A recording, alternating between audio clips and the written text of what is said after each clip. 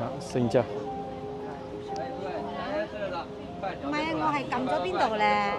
Đây là nhà hát lớn Chu Hải và là một trong những biểu tượng kiến trúc nổi tiếng nhất của thành phố Chu Hải, tỉnh Quảng Đông, Trung Quốc. Và nhà hát lớn Chu Hải này thì được biết đến với biệt danh là Ngọc Trai của biển, hay còn gọi là Hải Thượng Đại Kịch Viện. Còn ngay gần đây thôi là cây cầu Hồng Kông Chu Hải Macau đây. Đó, có hầm vượt biển là 6,8 km và đó cũng là hầm vượt biển dài nhất thế giới mọi người nhé. Chúng ta chỉ cần đi vào cửa khẩu này làm thủ tục và sau đó là đi sang Macau. Đây là một cái loại xe có 2 biển số này, một chiếc xe có 2 biển số.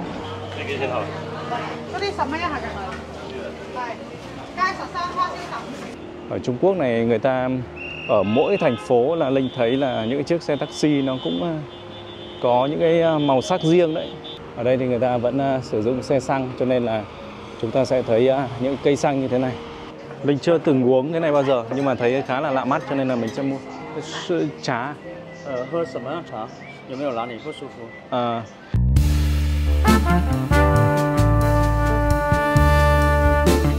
Quý vị khán giả thân mến, chào mừng quý vị khán giả đến với kênh của Vương Linh Vlog. Hiện tại thì Linh đang có mặt tại nhà ga Chu Hải thuộc thành phố biển Chu Hải của tỉnh Quảng Đông, Trung Quốc.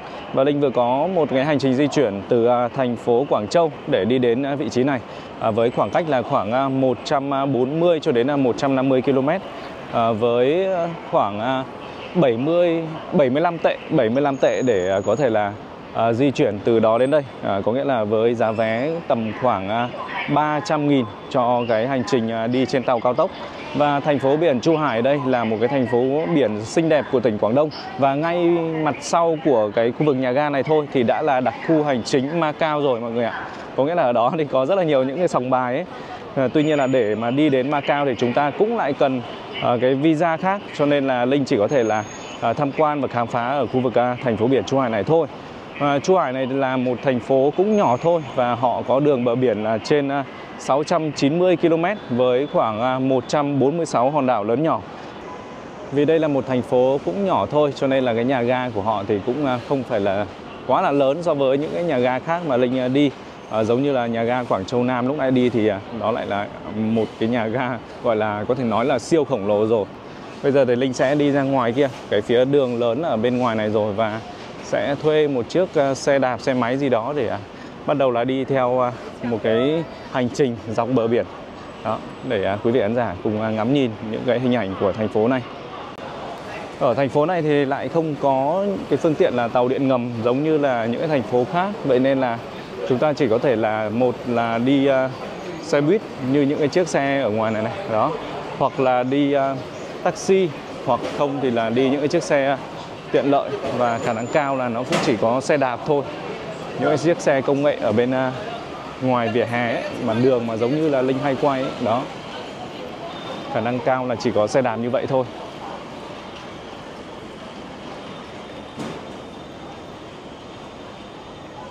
Cái nhà ga này nó kéo dài tận trên này cơ. Hay đây lại là một công trình khác rồi, có lẽ đây không phải là nhà ga đâu, đây là một cái công trình khác của thành phố thôi. Đó, Linh còn chưa biết là nên đi theo hướng nào nữa. Đây là một cửa hàng 7-Eleven, một cửa hàng bán những đồ tạp hóa.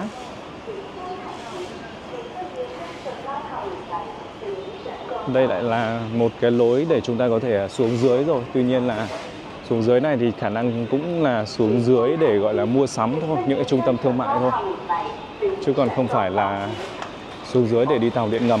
Hoặc là đây là xuống dưới để có thể đi sang đường chẳng hạn.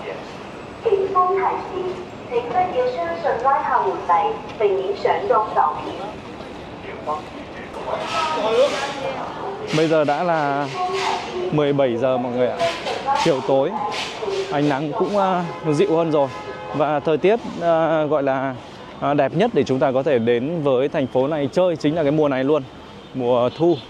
Thì thời tiết nó cũng dịu nhẹ, nắng thì không quá là gắt đó, và nó sẽ ít mưa, cho nên là để mà đến với biển thì vào mùa này thì Linh nghĩ rằng là nó sẽ hợp lý. Đây không phải là nhà ga mọi người ạ, đây là khu vực cửa khẩu để chúng ta có thể là đi qua cửa khẩu này và đến với đặc khu hành chính Macau.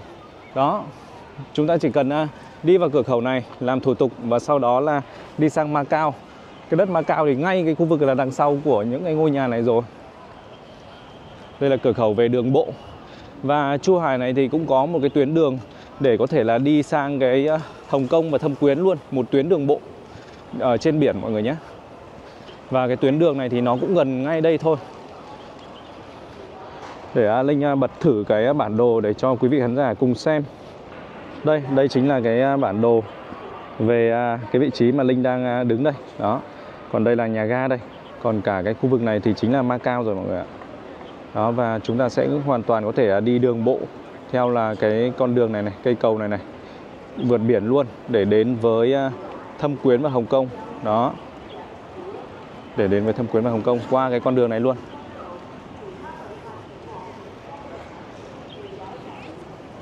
Hóa ra là người ta đi sang Macau đi lại đông như này cơ.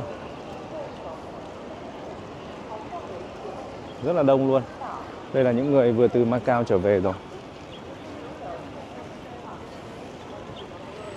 Mình thì không thể nào mà sang Macau được, bởi vì là để mà sang những cái đặc khu hành chính giống như là sang Macau hay là Hồng Kông chẳng hạn thì lại cần xin thêm một cái visa khác của cái gọi là vùng đất đó. Còn hiện tại là đến Trung Quốc thì chỉ đơn giản là visa của Trung Quốc đại lục thôi. Đó.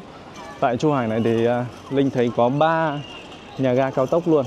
Đó là nhà ga Minh Châu này, nhà ga Thiên Sơn và nhà ga Chu Hải.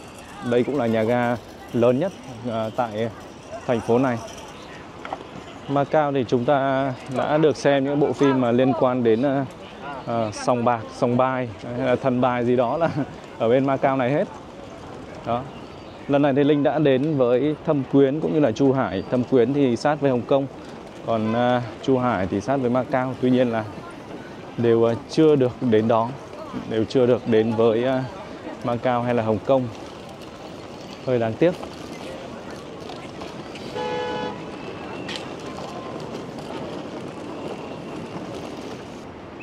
Và đây là đặc trưng với những chiếc xe taxi màu xanh lá cây như vậy đây. Ở Trung Quốc này người ta ở mỗi thành phố là Linh thấy là những chiếc xe taxi nó cũng có những cái màu sắc riêng đấy. Ví dụ như là ở Trùng Khánh thì là những chiếc xe màu vàng, hay là như hôm nọ đi Thâm Quyến thì là những chiếc xe xanh dương. Đó, còn đến đây thì lại là màu xanh lá cây đặc trưng.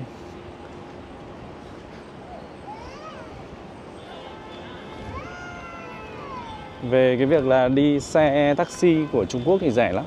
Cũng không phải là rẻ lắm nhưng mà nó cũng thuộc diện rẻ thôi mọi người ạ. Không phải là đắt đỏ gì đâu.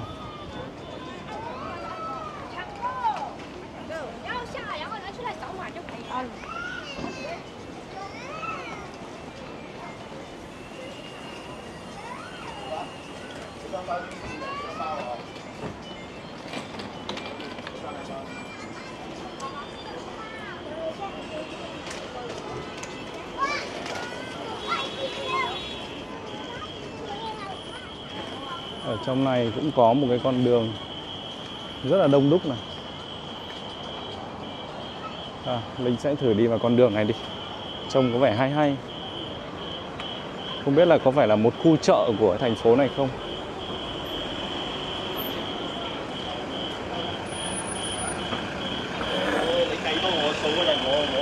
Đây là một cái loại xe có 2 biển số này, một chiếc xe có 2 biển số. Đó thì như hôm nọ Linh có nói rồi, những chiếc xe 2 biển số này là tại vì họ thường xuyên qua lại giữa đặc khu hành chính của Trung Quốc cũng như là Trung Quốc đại lục. Vậy nên là họ sẽ phải đăng ký 2 cái biển số. Ví dụ như là đi từ đây sang Chu Hải, hay là từ Chu Hải sang với cái từ đây sang Macau, hoặc là từ Macau sang Chu Hải chẳng hạn. Đó. Chỗ này thì cũng có thể nói là một khu chợ. Thấy bán nhiều những cái đồ ăn, những cái đồ ăn uống luôn ấy, đồ ăn ngay ấy. Đây là vịt gà.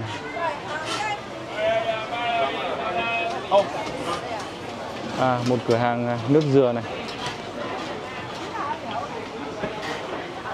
Muốn mua một cốc quá mà vẫn còn đang phải quay phim. Đây là một nơi ăn vặt thì đúng hơn. nó rất là gần với cửa khẩu. Người ta bán cả những hộp thịt như này luôn. Đó, mua là ăn luôn mọi người ạ. Ngon đấy. Ví dụ đây là cánh gà này, đó. Đây là thịt ba chỉ này. Đó, đây là cái gì đây? Tai lưỡi này kia này. Chân gà, chân vịt này. Thịt gà. Trông có vẻ rất là ngon đấy.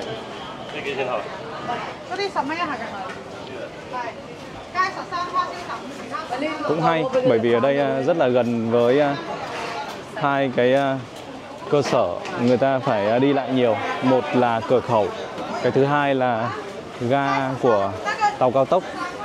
Vậy nên là người ta mua những cái hộp đồ ăn như thế này luôn để có thể là ăn uống luôn, cũng hay. Ôi, cửa hàng này có nhiều loại bánh ghê. Từ những chiếc quẩy cho đến là bánh bò này, đó, bánh bao này. Hay là những cái đấy gỏi tôm, gỏi cá gì đó. Bên này thì dim sum này, đó, há cảo này.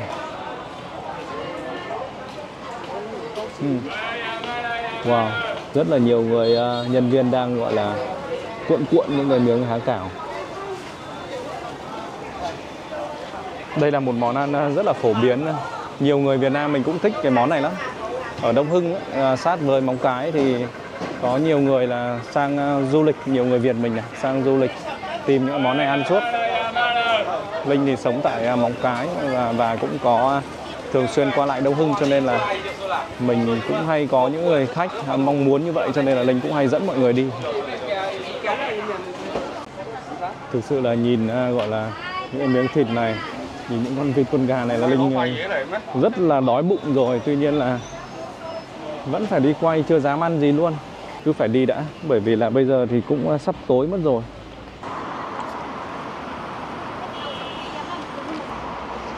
Đúng là chỉ có những chiếc xe đạp công cộng thôi. Rất nhiều luôn. Quá là nhiều luôn. Toàn là xe công cộng. Có lẽ là bờ biển thì cũng ở gần với con đường này rồi. Đây là một đoạn đường cũng khá là đẹp mắt, khi mà có rất là nhiều những cây xanh to, những cây xanh cao.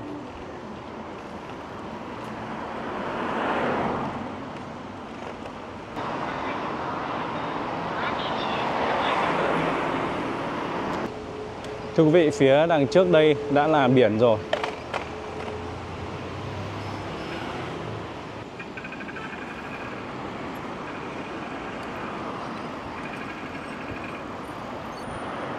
Đây có những cái quán đồ uống khá là xinh đẹp.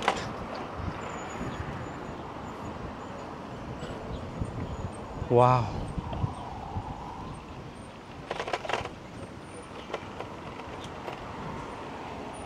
Chiều tối mà đạp xe ở cái con đường này là chuẩn nhất rồi. Thực sự là mát mẻ luôn. Ở đây có một cái có lẽ là khách sạn và những cái thương hiệu cà phê lớn như là Starbucks cà phê này, đó. Đây, biển đây mọi người ơi.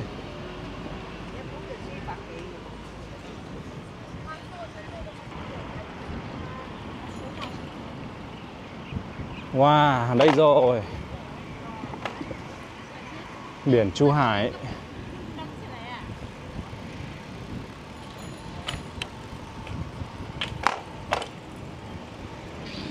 Quý vị khán giả có nhìn thấy một cái cây cầu ở phía kia không? Đây kìa. Đó, đây chính là cây cầu Hồng Kông, Chu Hải và Macau. Đó. Con đường này cũng rất là dài đấy. Họ có một cái đường bờ biển rất là dài. Và không rõ là mình có thể là đi xuyên suốt như vậy bằng cách là đi qua cái con đường mà sát với biển như thế hay không. Linh đã đến đây vào sau cái dịp nghỉ lễ dài ngày của họ, đó là dịp nghỉ lễ Quốc Khánh cộng với là nghỉ lễ Trung Thu. Thì người dân Trung Quốc họ được nghỉ 8 ngày, từ ngày mùng 1 tháng 10 cho đến ngày mùng 8 tháng 10. Đó, vậy nên là cái con đường hay là kể cả những cái địa điểm du lịch như vậy thì nó mới trở nên là vắng vẻ như vậy thôi. Đó, chứ còn nếu mà chúng ta đi chơi Trung Quốc vào những dịp lễ của họ thì chỉ thấy người với người thôi mọi người ạ. Đi quay như vậy là chỉ thấy cái đầu người của nhau thôi. Đó. Và Cục Du lịch Nội địa Trung Quốc người ta vừa có một cái thống kê về du lịch là chỉ trong một tuần nghỉ lễ đó thôi thì có tới hơn 880 triệu lượt hành khách du lịch nội địa. Đó. Vậy nên là Trung Quốc người ta sẽ không tập trung vào phát triển gọi là quảng cáo truyền thông đến phương Tây đâu chẳng hạn đó, hay là đến những cái quốc gia khác về du lịch đâu. Họ sẽ tập trung chính là vào du lịch trong nước. Bởi vì là đất nước họ quá rộng đi, rồi thì là dân số của họ thì cũng quá là nhiều đi. Đó, vậy nên là cái việc di chuyển từ vùng đất này sang vùng đất khác thôi thì chả khác gì là đi nước ngoài rồi.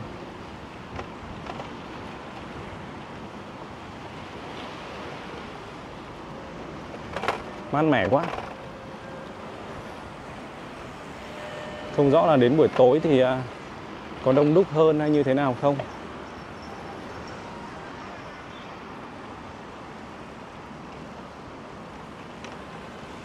Ở bên cạnh này thì là cũng là những tòa nhà chung cư. Những tòa nhà chung cư là chính thôi. Khách sạn thì thỉnh thoảng chúng ta thấy một vài những cái khách sạn. Ở đây cũng có một vài những biểu tượng về du lịch khá là nổi tiếng. Thì lát nữa Linh nghĩ rằng là khi mà mình đi trên cái con đường này thì mình sẽ bắt gặp thôi.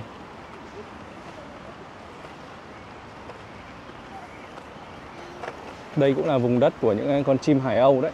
Tuy nhiên là mới chỉ nhìn thấy có mấy con thôi. Dọc cái con đường này thì người ta cũng trồng dừa khá là nhiều này. Đấy. Ở đây thấy có những chùm quả dừa. Chưa to lắm đâu.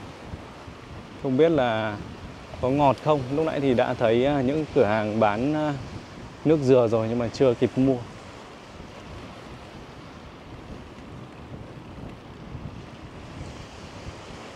Thời tiết hôm nay lại còn rất là đẹp nữa. Vậy nên là mình đạp xe nó cũng đỡ mệt hơn. Cái khung giờ này thì cũng đã mát mẻ rồi.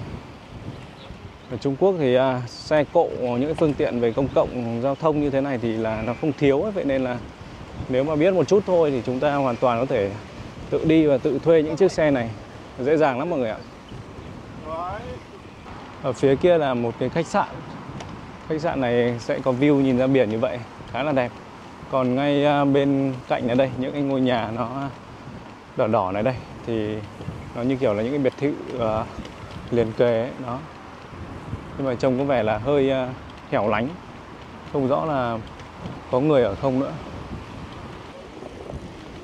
Vậy là nói về biển của Trung Quốc thì Linh đã được đi biển Bắc Hải rồi này. Sau đó là hôm nay là biển Chu Hải. Và gần nhất thì đó là biển Vạn Vĩ của Đông Hưng. Đó.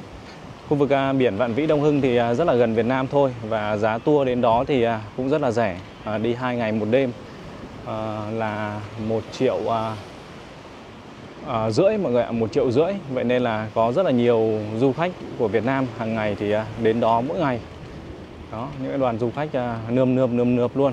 Còn ở tại Chu Hải này thì cũng có cái tuyến du lịch, đó là tuyến Quảng Châu, Chu Hải và Thâm Quyến này, xuất phát từ Hà Nội đi bằng máy bay đến gọi là bay đến sân bay của Quảng Châu luôn. Đó, và cái tour đó là 5 ngày 4 đêm với giá tour là 10.490.000 thì đó đã đầy đủ tất cả những cái dịch vụ rồi. Ví dụ như là ở khách sạn 4 sao, 5 sao này, hay là ăn uống này kia là đầy đủ hết rồi. Đó. Và nếu mà quý vị khán giả có muốn tư vấn về du lịch Trung Quốc thì có thể nhắn tin cho Linh. Đó, Linh có một ekip về tư vấn những cái gì mà liên quan đến du lịch cũng như là đến mua sắm tại Trung Quốc.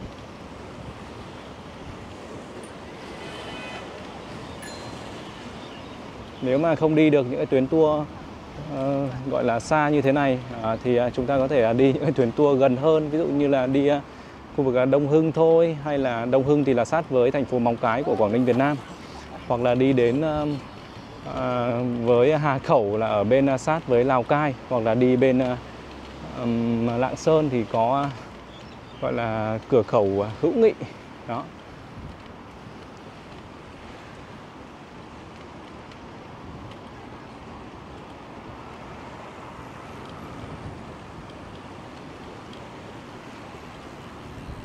Thành phố này rất là vắng người.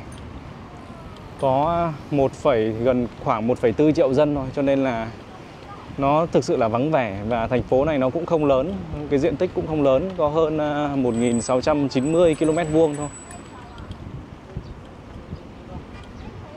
Một mấy nủy đang live stream chụp ảnh ở đây. Đó.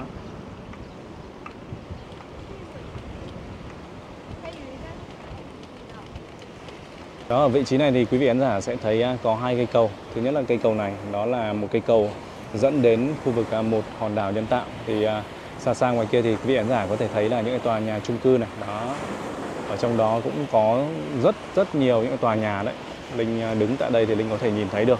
Còn ngay gần đây thôi là cây cầu Hồng Kông Chu Hải Macau đây. Đó. Cây cầu này thì có tổng chiều dài là tới 55 km. Đó. Thì trong đó thì có cây cầu chính này, ngoài ra thì có hầm vượt biển và các đường dẫn cầu. Đó, và cái chiều dài của cái khu vực hầm vượt biển ấy là tới 6,7 km. Đó. Tuy nhiên là vẫn chưa phải là hầm vượt biển dài nhất ở Trung Quốc đâu. Vào năm vừa rồi, năm 2024 thì là tại tỉnh Quảng Đông này thì đã cho khai trương một tuyến hầm vượt biển còn dài hơn. Đó là cái tuyến gọi là đường cao tốc Thâm Trung, kết nối giữa thành phố Trung Sơn và Thâm Quyến, đều thuộc tỉnh Quảng Đông. Đó, kết nối lại với nhau. Và công trình đó thì có chiều dài là 24 km. Trong đó là có hầm vượt biển là 6,8 km. Và đó cũng là hầm vượt biển dài nhất thế giới mọi người nhé, với chiều dài là 6,8 km hầm vượt biển luôn. Ở đây Linh thấy có những chiếc tàu người ta ra vào đây. Không biết là đây là tàu du lịch hay là tàu gì nữa. Đó, cái vị trí trên kia là người ta gọi là cảng biển này. Người ta dừng những chiếc tàu ở trên đó. Không biết là cái vị trí đông người nhất, gọi là vị trí chính mọi người thích tập trung của khu vực đường bờ biển này là ở đâu nữa. Đi mãi thì vẫn thấy khá là ít người thôi. Bên này chúng ta sẽ thấy một cái nhà vệ sinh công cộng.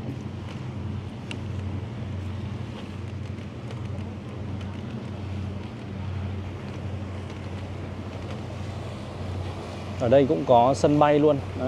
Và đây trên trời thì cũng đang có một chiếc máy bay đang bay kìa. Đó. Cái đoạn đường này thì đã bị chặn lại rồi. Họ đang sửa sang cái gì đó. Vậy nên là mình sẽ phải đi xuống dưới này thôi. Đi vòng ra cái con đường ở trong này vậy.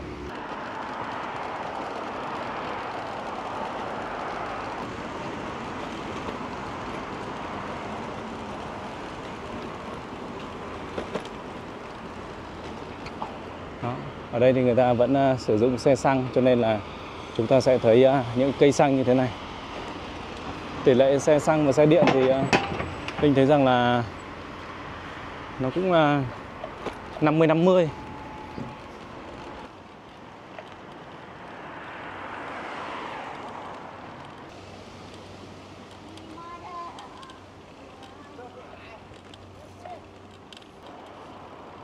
Cũng có nhiều nhà đấy, nhưng mà nhà toàn thấy đóng cửa tối om thôi, cho thuê lại này kia.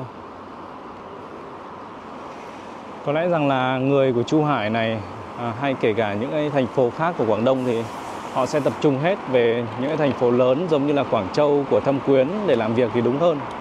Quảng Châu và Thâm Quyến thì nó rộng, nó lớn bao nhiêu, dân số nhiều như thế nào thì đến đây thì cảm giác là điều hưu bấy nhiêu luôn. Ở đây nếu mà có sinh sống và làm việc thì có lẽ là cũng chỉ là những ngành nghề mà liên quan đến du lịch. Những người làm về công chức nhà nước trong các cơ quan nhà nước, hoặc là những người làm về biển thôi. Đó, còn lại những ngành nghề khác thì người ta đi hết Quảng Châu và Thâm Quyến. Từ đây đi Quảng Châu hay là kể cả đi Thâm Quyến thì cũng rất là gần. Hơn có 1 tiếng di chuyển thôi.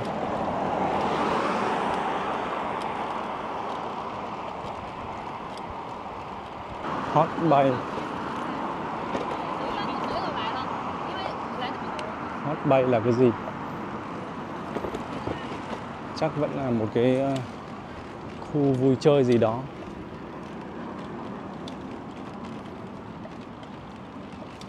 Đó, thấy người ta đạp xe lên thì Linh cũng đạp xe lên.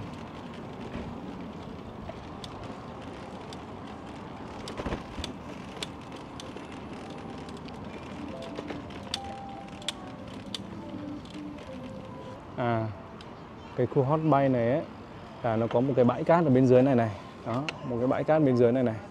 Và có những trò chơi, ví dụ như là cano này kia là mọi người sẽ xuống đây để chơi. Đó, ngoài ra thì xung quanh thì sẽ có những cái quán cà phê như thế này. Đó, đây là một cái khu để vui chơi như vậy. Bên dưới kia thì Linh thấy cũng có khá đông người đấy, chứ cũng không phải là ít quá đâu. Ở đây có hai bạn nữ xinh gái lắm này. Đó, hai bạn đang chụp ảnh. Đây là một cái quán cà phê. Và cái con đường này chúng ta có thể đi xuống dưới và chơi những trò chơi dưới đó. Đó, bãi cát thì cũng trông khá là mịn. Buổi chiều tối ra đây thì chụp ảnh sẽ đẹp hơn. Buổi chiều tối chụp ảnh ở đây thì sẽ bắt mắt hơn, đẹp hơn. Có một bạn cũng đang cầm máy như Linh, cũng đang tự đi và tự quay này. Đó, cái đoạn bờ biển này thì còn khá là dài nữa, nhưng mà có lẽ là mình sẽ phải đi tiếp thôi. Mình sẽ phải đi tiếp thôi, bởi vì là con đường còn rất dài.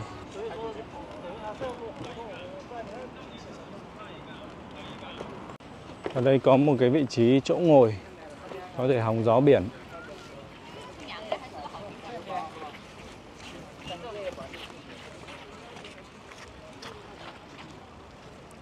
Cũng đông người phết đấy. Kia có một cái ngọn hải đăng này mọi người. Đó, ngọn hải đăng này, tuy nhiên là nó cũng ở một cái vị trí khá là thấp thôi.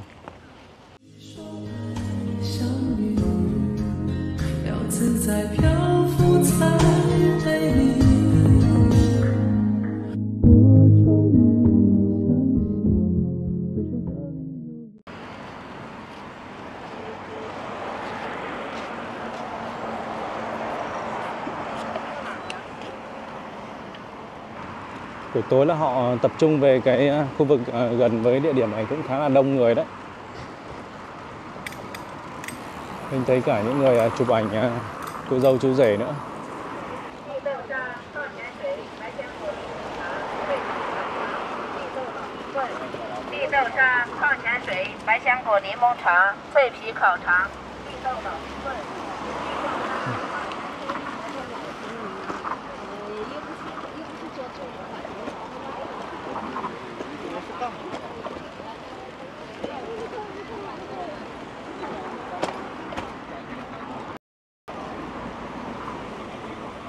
Wow, đến đây là thấy nhiều bạn gái xinh xắn hơn nhiều.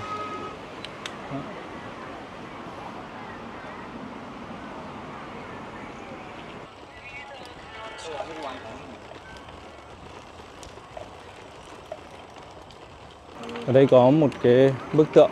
Đây là một cái bức tượng rất là nổi bật của thành phố này. Đó là một biểu tượng của thành phố Chu Hải. Đó. Đây là tượng cô gái đánh cá.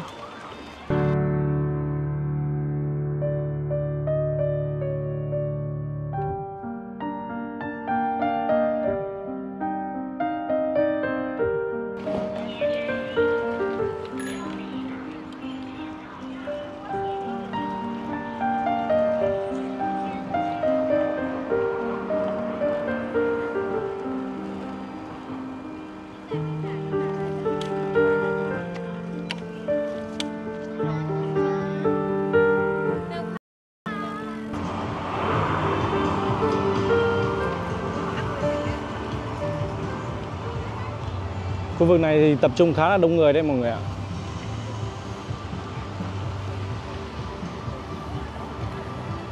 Họ có một cái cây cầu dẫn vượt qua đường để đến với cái trung tâm ở bên này. Đó, đây là một cái trung tâm thương mại. Ở thành phố nào cũng vậy, người ta luôn quy hoạch những cái con đường riêng dành cho xe đạp như vậy, cho nên là việc chúng ta đạp xe thì cảm thấy nó rất là tiện lợi và an toàn. Và quý vị ơi, có thể là Linh đã đến với một cái địa điểm mà nổi tiếng nhất của thành phố Chu Hải rồi.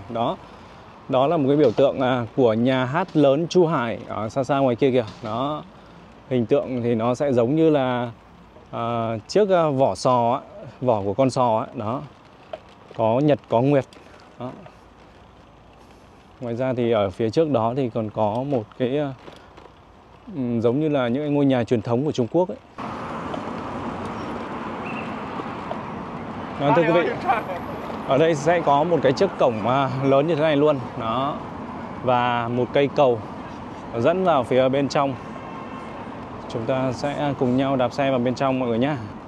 Đây này, đến đây thì quý vị khán giả có lẽ đã thấy rõ hơn về công trình nhà hát lớn kia rồi. Đó. Đây là biểu tượng nổi bật nhất của thành phố Chu Hải đấy. Thường thì khách du lịch đến đây, mọi người đến đây thì cũng chỉ để là chụp hình với cái tòa nhà đó là chính. Đây thì Linh cũng thấy một số những bạn trẻ người ta cũng đang chụp hình này. Đó, các bạn xinh gái.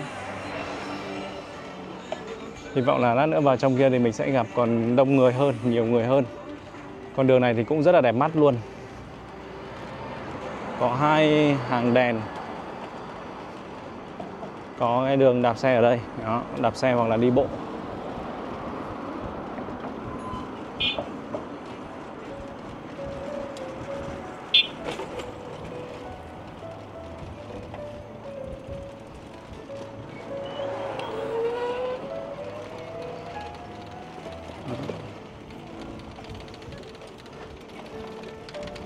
Tóm lại là cái đường tình yêu này thì rất là hợp lý để chúng ta có thể là đạp xe đi dạo vào buổi chiều khi mà đến với thành phố Chu Hải.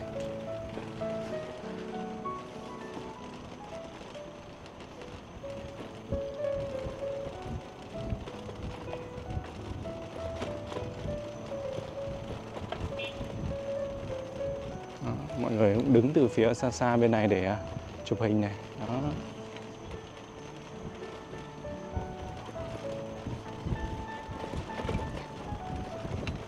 Ra biển Trung Quốc thì sẽ thấy nhiều bạn gái có những khuôn mặt xinh gái luôn.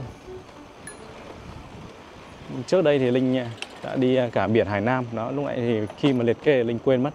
Đi Hải Nam, đảo Hải Nam của Trung Quốc ấy, thì biển ở đó rất là đẹp luôn.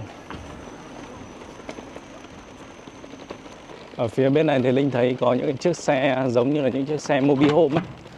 Đó là những chiếc xe của những người dân Trung Quốc, họ đi từ những phía xa xa để đến với khu vực này và sau đó thì họ dừng chân, họ cắm trại, họ nghỉ ngơi tại đây luôn. Những chiếc xe mobile home thì họ có đầy đủ giống như là một ngôi nhà di động rồi, cho nên là người ta có thể là đi và dừng ở bất kỳ đâu.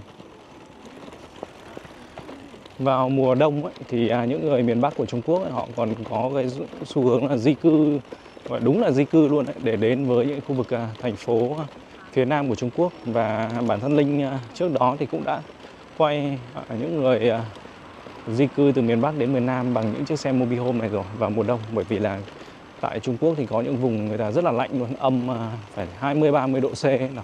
Cho nên là để mà sinh sống ở đấy vào mùa đông là rất là khổ sở, nhất là những người lớn tuổi, những người già. Cho nên là sẽ thấy rất là nhiều những gia đình, cụ thể là những ông bà, những người lớn tuổi tự lái xe. Có những người lái xe cả vài nghìn cây từ những cái khu vực Đông Bắc của Trung Quốc để đến với thành phố Đông Hưng để cắm trại luôn. Đó, trước đó thì Linh có quay một cái video clip như vậy. Và họ sẽ sinh hoạt tất cả ở trên xe ở tại đó khoảng 2 đến 3 tháng để chờ đến khi thời tiết ấm hơn thì họ mới bắt đầu quay trở về quê hương của họ. Wow, ở đây có một cái vị trí người ta đạp xe đến và người ta để xe ở đây rất là nhiều luôn. Đó, mình cũng sẽ khả năng cao là Linh cũng sẽ dừng xe ở đây và bắt đầu đi bộ vào phía trong khu vực nhà hát lớn này, giống như mọi người ở đây.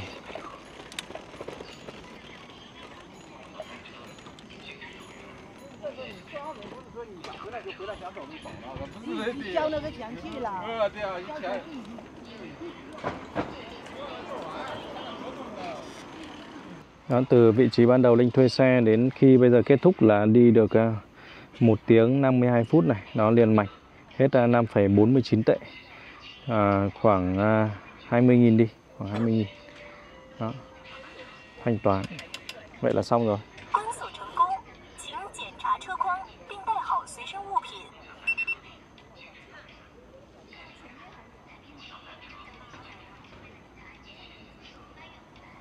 $5,49 tệ. Đó. Đó, cái biểu tượng nổi bật của thành phố này. Đó, bây giờ thì chúng ta sẽ cùng nhau đi bộ vào trong đấy mọi người nhé. Nhiều người là đạp xe giống như mình, sau đó thì cũng đến đây và để xe, sau đó đi bộ vào.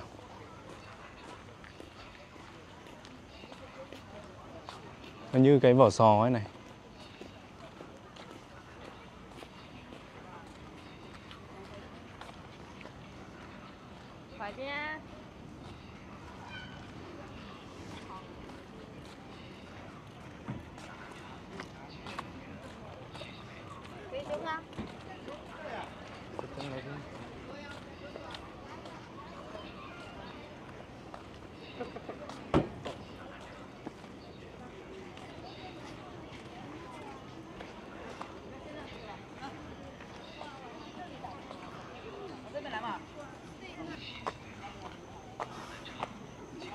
Những bậc thang phát sáng. Hiện tại đã là 17 giờ 15 phút rồi. 19 giờ 15 phút mọi người ạ. Wow. Khi mà vào đến đây thì thấy nó gần đấy, cho nên là trông nó cũng hoành tráng hơn rất là nhiều. Chủ yếu là sẽ thấy tập trung các bạn trẻ. Mọi người đến chụp hình là nhiều.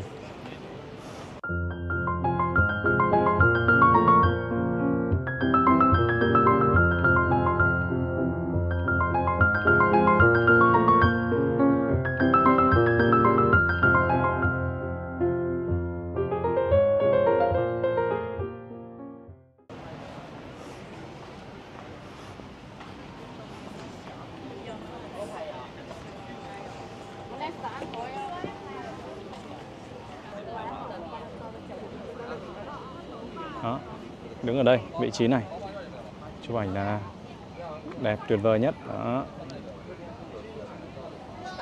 đó, xinh chưa?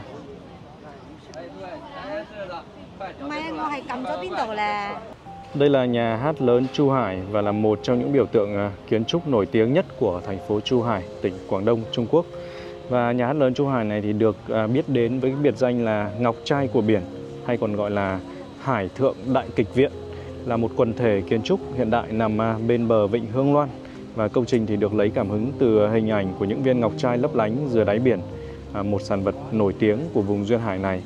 Và công trình này thì đã được khánh thành vào năm 2010. Và quý vị khán giả cũng có thể thấy rằng là cái kiến trúc của nhà hát này có lẽ là cái điểm thu hút lớn nhất cho những cái người dân hay là những khách du lịch đến với thành phố Chu Hải này. Và công trình này thì là do công ty Trung Quốc người ta thiết kế, và toàn bộ công trình này là gồm có hai cái khối công trình, gồm có là một khối kiến trúc chính là cái tòa nhà lớn và một cái khối nó nhỏ hơn, và tượng trưng cho là hai viên ngọc trai khổng lồ. Một viên thì là hoàn hảo, còn một viên thì đang bị vỡ ra. Tuy nhiên là mặt vỡ ở đâu thì Linh cũng chưa rõ nữa.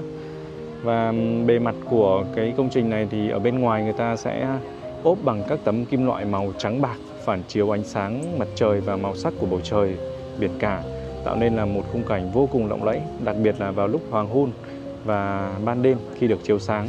Và ý nghĩa biểu tượng của công trình này là không chỉ mang cái vẻ đẹp về đẹp mắt mà còn mang ý nghĩa sâu sắc, thể hiện mong muốn là Chu Hải sẽ trở thành một viên ngọc trai sáng giá trên vành đai kinh tế châu Á Thái Bình Dương. Đó. Ở trong này thì là chức năng của quy mô của nó thì vốn dĩ nó là một cái nhà hát lớn với sức chứa khoảng 1.600 chỗ ngồi. Trong này thì thường xuyên tổ chức những cái buổi nhạc giao hưởng này, opera, ballet, kịch nói gì đó. Và nếu như mà quý vị khán giả có đến đây thì cũng nên xem những cái lịch trình trước nếu mà chúng ta muốn xem những cái buổi biểu diễn ở trong cái tòa nhà này, đó, trong cái khối công trình này. Đó. Đường xuống phía dưới này thì sẽ có rất là nhiều những nhà hàng liên quan đến ăn uống ẩm thực. Đó. Theo Linh đoán thì cũng sẽ có nhiều những nhà hàng mà liên quan đến hải sản, vì dù sao thì đây cũng là vùng đất của biển mà. Bên này thì chúng ta còn cả một cái khu quảng trường rộng như thế này nữa. Thưa quý vị, bây giờ thì Linh đã lại lấy xe và đi ra theo cái hướng của con đường này. Chúng ta sẽ cùng nhau đi tìm một cái địa điểm, một cái khu ăn uống nào đó ở ngay cạnh với bờ biển này mọi người nhé. Phía trước đây thì có một cái công trình đó, trông rất là cổ kính này. Họ xây dựng ở trên mặt biển luôn, và có một cái cầu dẫn đến này. Đó, đây không biết là chùa hay là nhà hàng hay là cái gì nữa.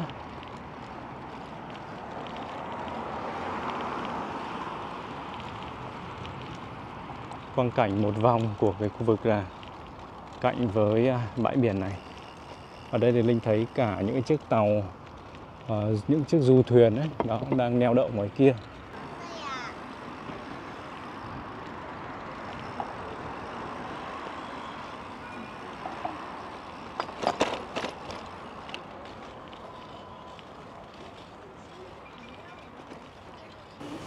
Đây là một con đường ở ngay sát với khu vực bờ biển này. Chỗ này thì Linh cũng thấy có một số những hàng quán. Linh đang thử tìm một cái quán nào đó nó đặc trưng một chút để mình thưởng thức những cái món ăn ở đây. Đây là một quán mì cơm. Quán này thì cũng như vậy thôi, có thêm một vài món giống như kiểu là há cảo này, hay là một vài món như là bánh bao hấp này, đó kiểu hồng xẻo lúng bao. Còn cả dọc đường bên này nữa cơ. Đó.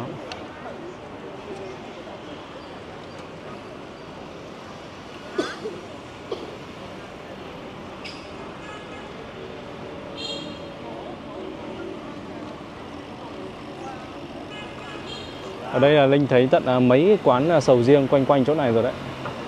Đây, mấy cái nơi bán sầu riêng luôn. Người Trung Quốc thì họ rất là thích ăn sầu riêng. Và cái thị trường sầu riêng thì nó còn quá là rộng lớn với Trung Quốc, và Việt Nam chúng ta thì cũng là một trong hai quốc gia hiện tại đang xuất khẩu sầu riêng, và Trung Quốc là thuộc diện là lớn nhất, đó là Việt Nam và Thái Lan.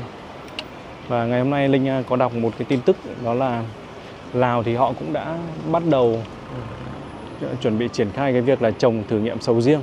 Đó.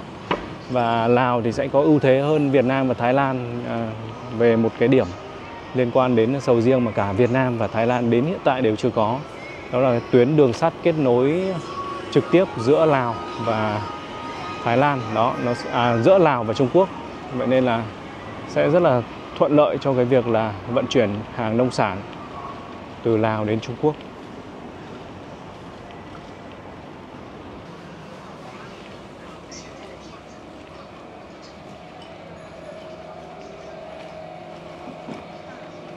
Wow, bên trong này còn có những cái quán nó ở phía sâu trong như này cơ.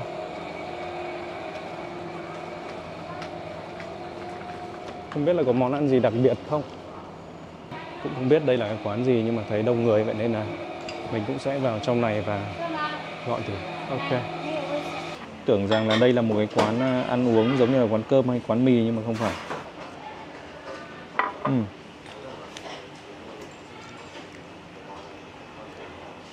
Đây đích thị là chè rồi. Ở Quảng Đông Linh hay thấy những cái bình trà như này này. Có lẽ là trà đấy.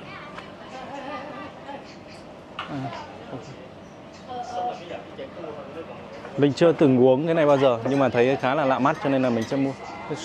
Trà. 喝什么茶？有没有哪里不舒服？我听不懂，等我，我是外国。有什么茶？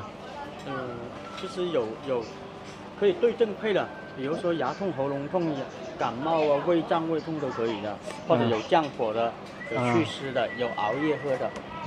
Có nghĩa là có những cái loại trà mà có thể là uống vào buổi tối này, hoặc là có những loại thì là nó sẽ giúp chữa cái cảm cúm đó. Thông thường người ta hay uống trà nào? Hãy lấy cho tôi một cốc.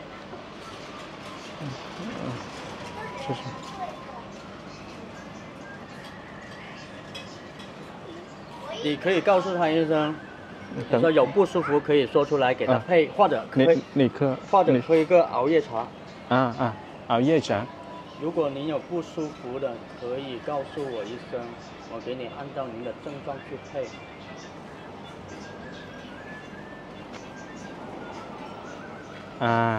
Đây là trà uống để kiểu như là giữ sức khỏe thôi. Gọi là trà thảo mộc tốt cho sức khỏe. Anh ấy nói rằng là nếu mà Linh cảm thấy không khỏe thì hãy cho anh ấy biết và sẽ kê đơn thuốc theo cái triệu chứng đó. Thì hiện tại tôi không sao cả, tôi chỉ muốn uống để giải khát và biết thêm hương vị trà thôi.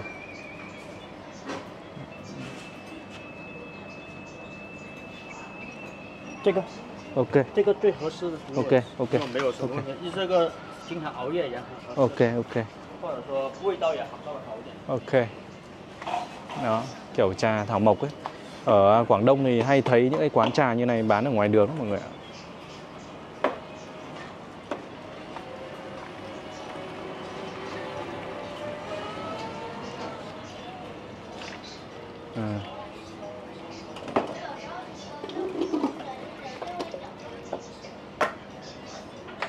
Tôi nghĩ là đổ vào chai là xong, hóa ra là lại còn cho vào đây xong lại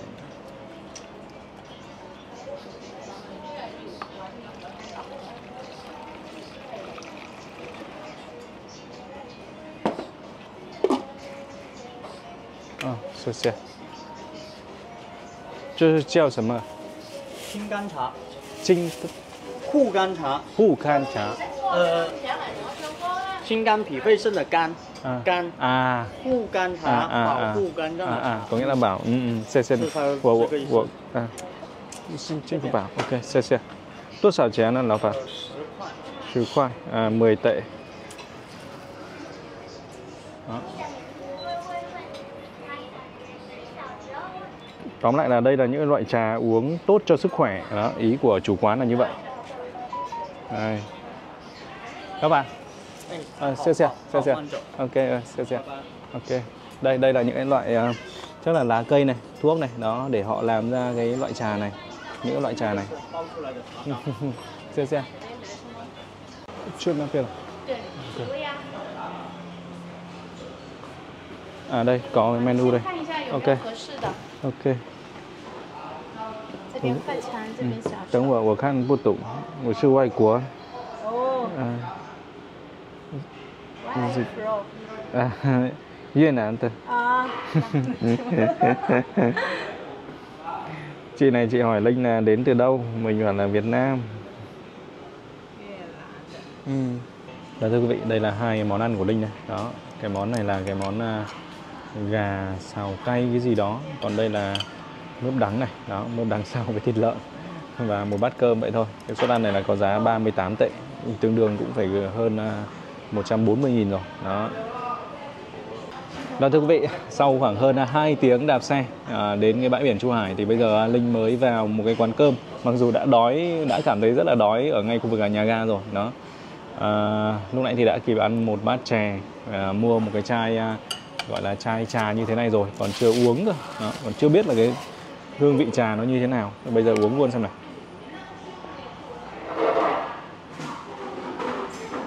Wow, cái này đúng là chắc là sẽ hợp với người già, người lớn tuổi hơn.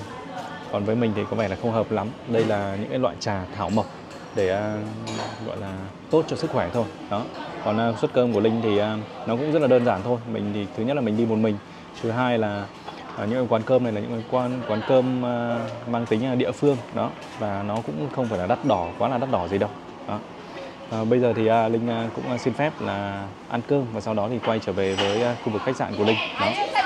Trong tập này thì Linh đã đưa quý vị khán giả chúng ta cùng đến với bãi biển Chu Hải, ngắm nhìn cái con đường dọc với bờ biển của họ, ngắm nhìn cả cây cầu kết nối giữa Chu Hải, Hồng Kông và Macau. Đó. Thì ngay bây giờ đây thì Linh cũng xin phép là kết thúc video này tại đây, và rất là hy vọng là quý vị khán giả vẫn còn tiếp tục Linh trong những tập tiếp theo, có thể là tại Chu Hải hoặc có thể là tại một thành phố khác của Trung Quốc. Cảm ơn quý vị khán giả đã theo dõi video. Xin chào và hẹn gặp lại.